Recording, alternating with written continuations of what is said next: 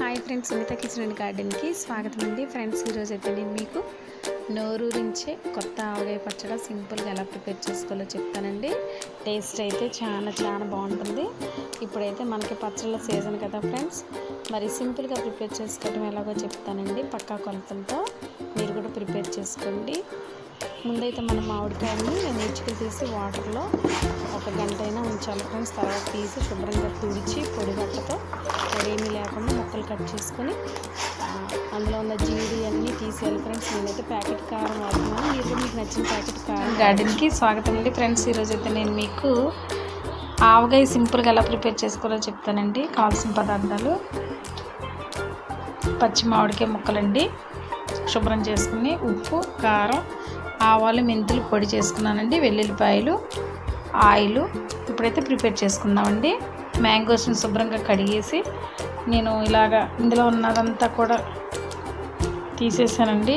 మనకి తెల్లగా పొర ఉంటుంది, అది కూడా తీసేసి అన్నీ క్లీన్ చేసుకున్నాను. ఇప్పుడైతే కలిపేసుకుందాం.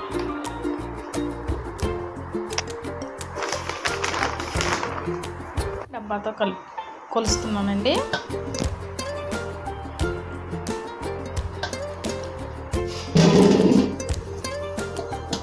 అలా అన్ని ముక్కలు కొలిచేసుకోవాలండి. డబ్బాల ముక్కలు అయినాయండి. ఇప్పుడు ఇందులో మనం కారం, ఉప్పు వేసుకుందాం. డబ్బాడు కారం.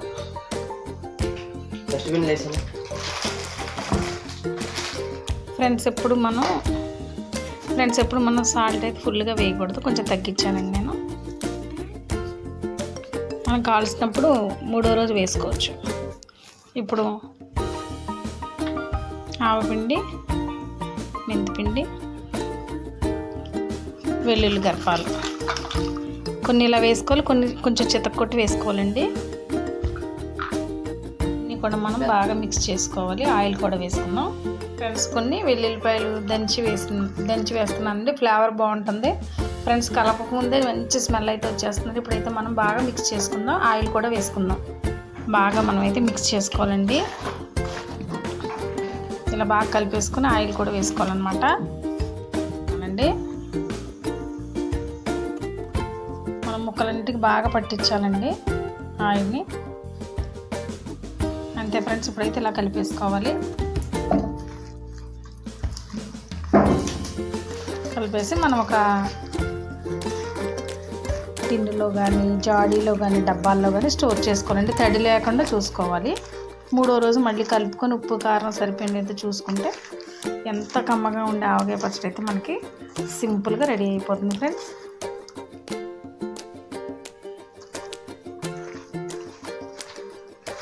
ఇలా మిక్స్ చేసేసుకోవాలండి. నేనైతే చేత్తోనే కలిపేస్తున్నాను.